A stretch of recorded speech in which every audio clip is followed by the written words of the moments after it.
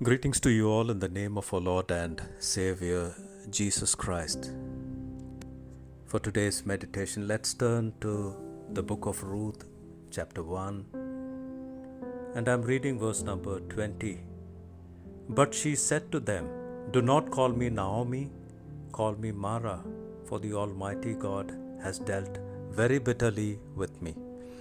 Let's look to the Lord in prayer. Heavenly Father, it's an honor that you have called us to that table to feast on your most holy word. We know that we need that nourishment for our soul. And we know that every time you speak to us, you touch us. And when you touch us, you transform us. We pray that today again you would speak through your word and touch our hearts. Therefore, Holy Spirit, rest upon us. Holy Spirit, guide us.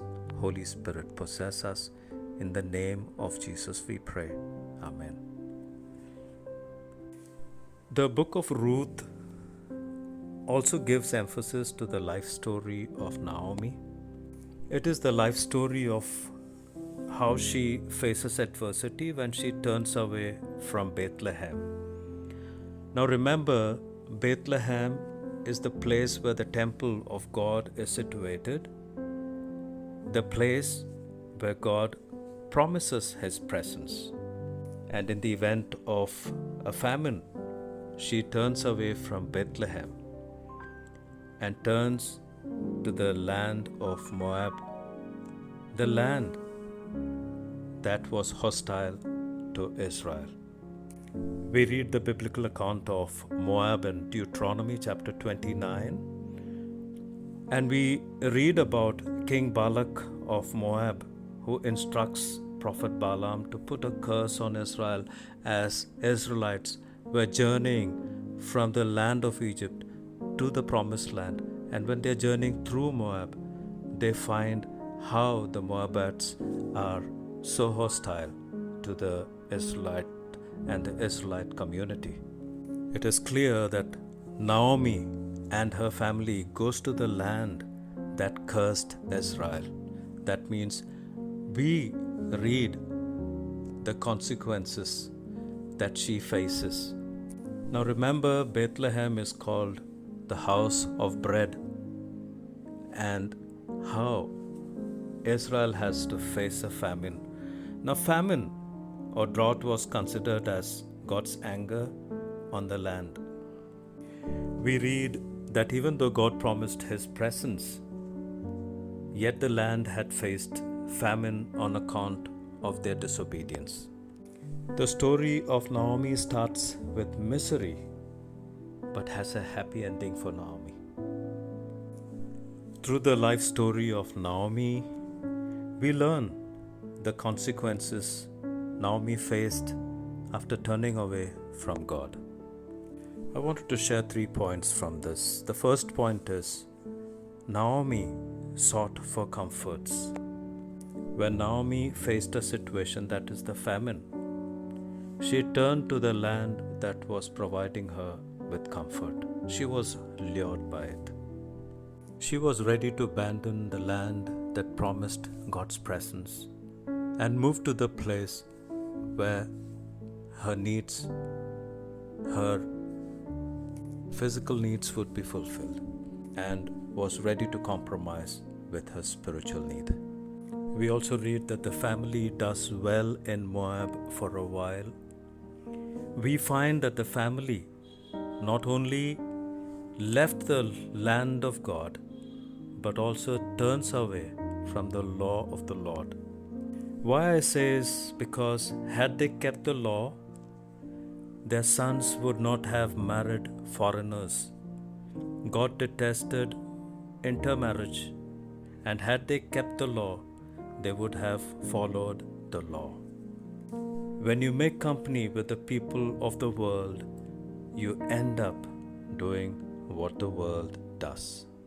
And this is what happened to Naomi and her family. When they turned away from God, they turned to the world and followed the world. We read it in the story of the prodigal son as well. when the prodigal son turned away from his father and turned to the land where he chose to live. And we know the story after that, how his life was affected, how he ended up as a slave in the land where he chose to go. I remember the time when I was studying at UTC and I was doing my third year BD. I completed first year of my marriage. My wife and I started to panic as there were no signs of children. So I happened to be in touch with or came in contact with a non-teaching staff who is an electrician by profession and a good friend of mine who is a convert to Christianity. So he suggested that he would take me to a Baba or a Muslim peer or something like that. He said, whoever goes to him, he says a blessing and all wishes are being granted. I initially agreed to go with him. But that evening I happened to pray. I said, Lord, this is the situation, what should I do? And God clearly spoke to me saying, Elvin, if you go to that person and if that person, when he says a blessing and I am the one to bless you with children, whom would you believe, me or that person? If you believe in him, you will stop believing in me. You decide what to do.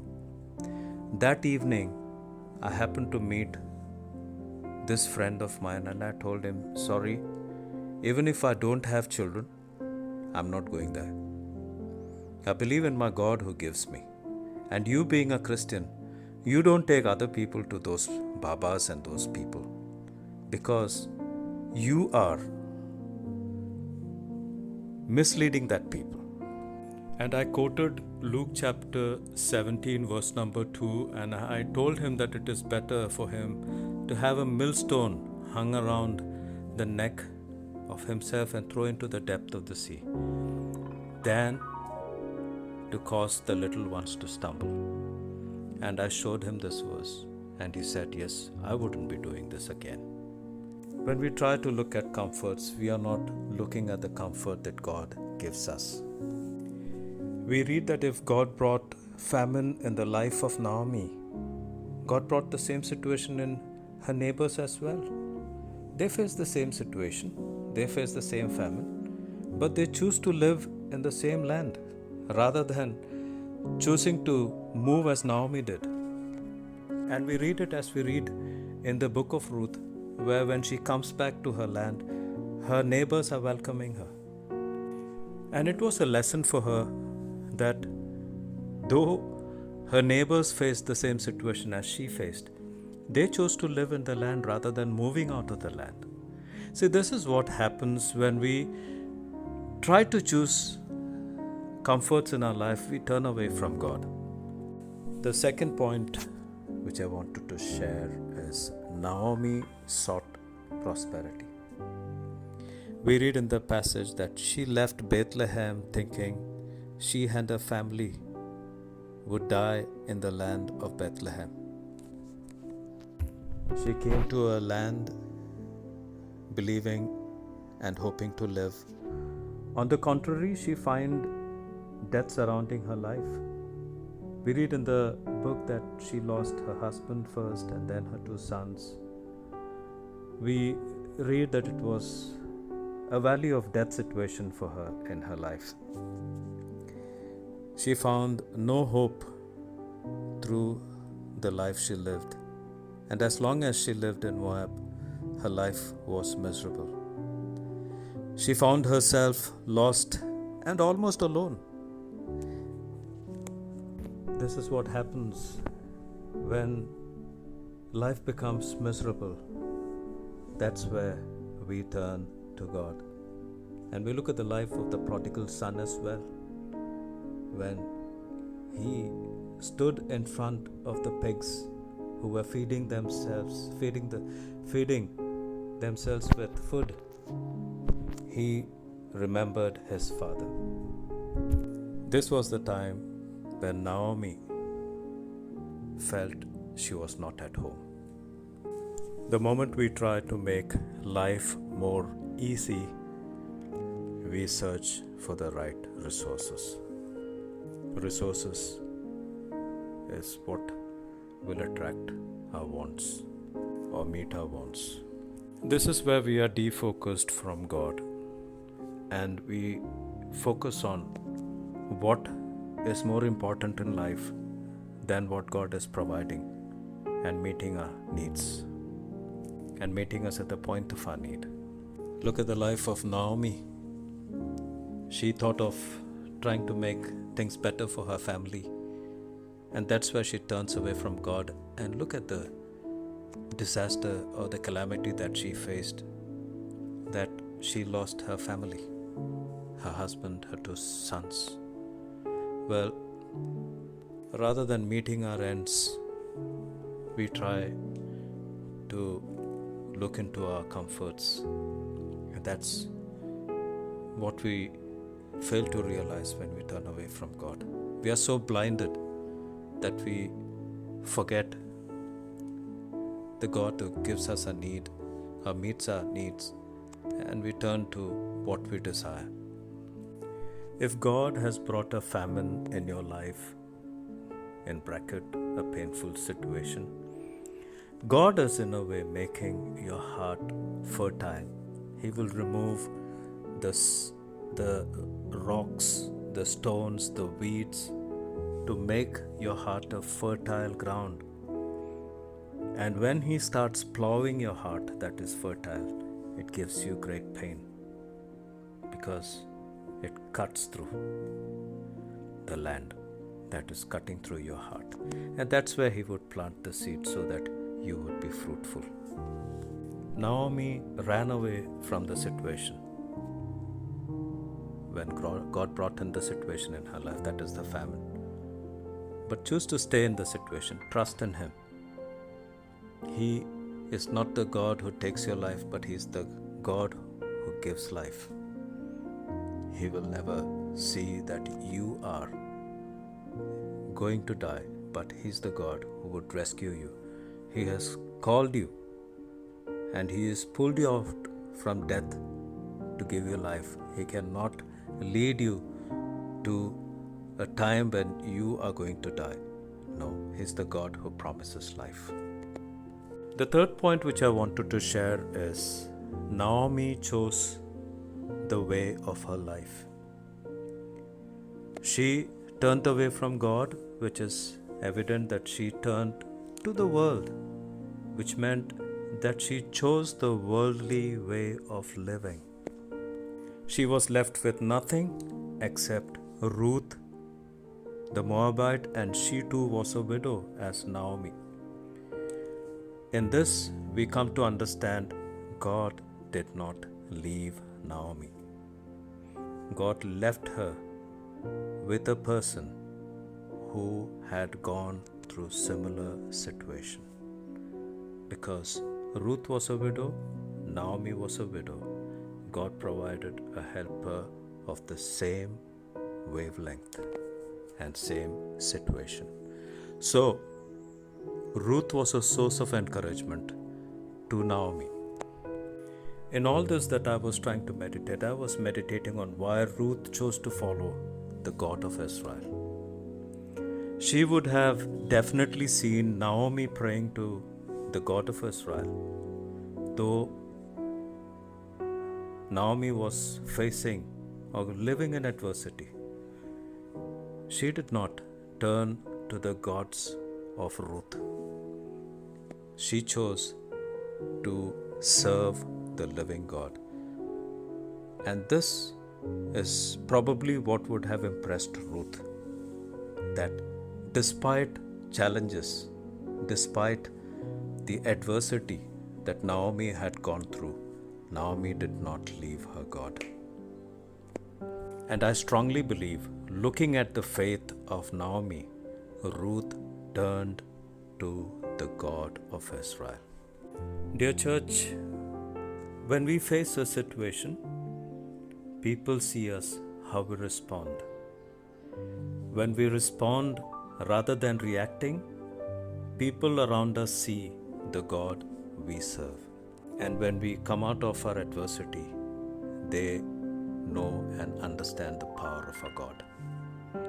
Even while we are going through a situation as well, or time of adversity, they see the faith that we have in God. And they see that despite all the challenges that we are facing, we hold on to the faith. In my life as well, I had cloudy days, and there were days that were gray that made me cry.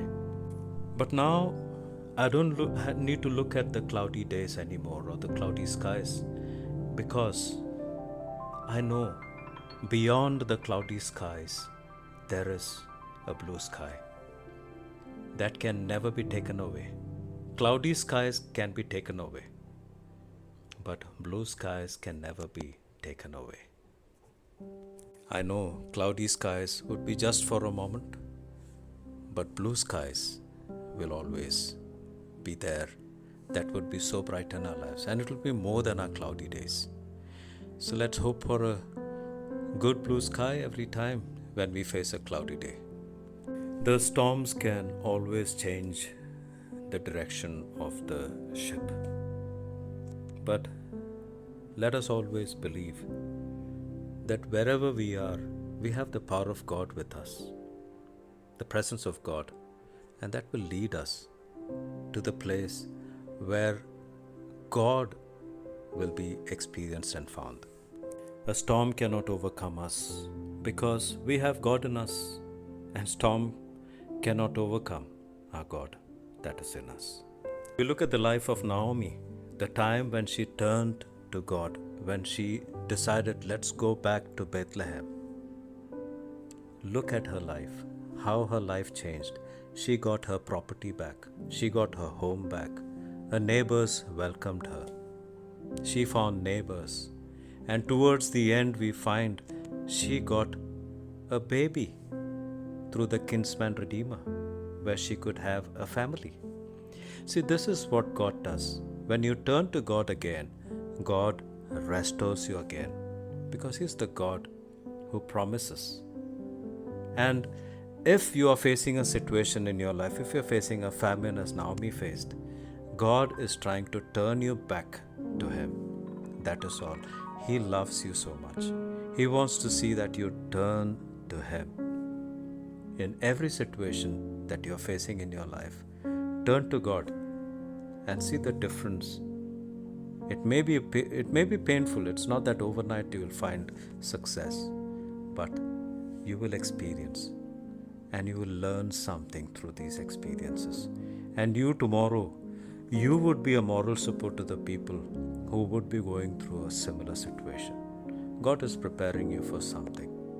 He's not going to leave you alone, because He wants to see you do well in life. My father always wanted me to do well. And imagine if my father had that desire, how much the Heavenly Father would desire to see that you do well and you be successful in life. No father would like to see the son or the daughter dying. No father. And imagine, can the Heavenly Father think on those lines to see that you are suffering? Every time we go through suffering, we think, oh Lord, you are so sadistic that you love to see us go through painful time. You are very happy when we go through painful time.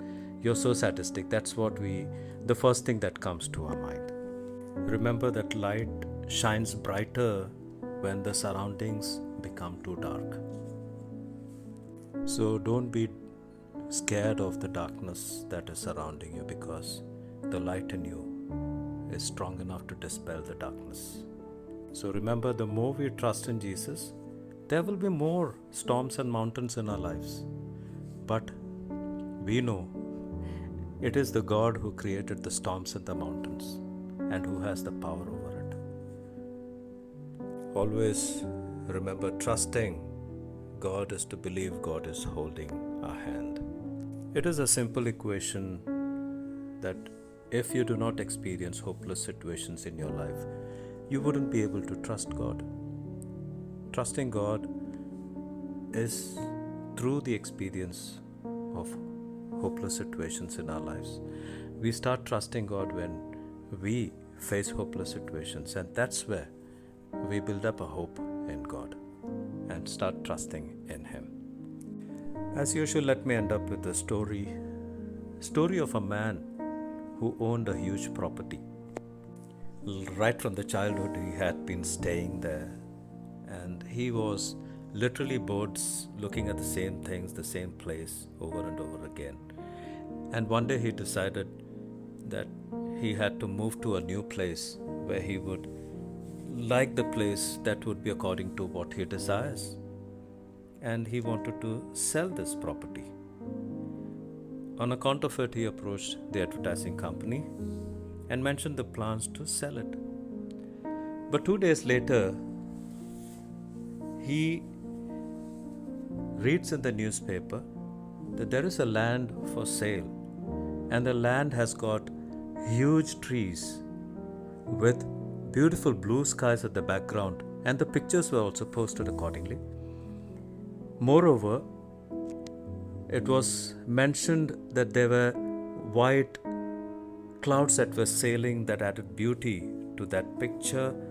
There were pictures of the brooks flowing, birds chirping, and the description was so vivid that there were green meadows as well, butterflies over there, flowers all around, and all different kinds of flower. And this man was wondering, where is this place with such beautiful pictures and the description that has been given?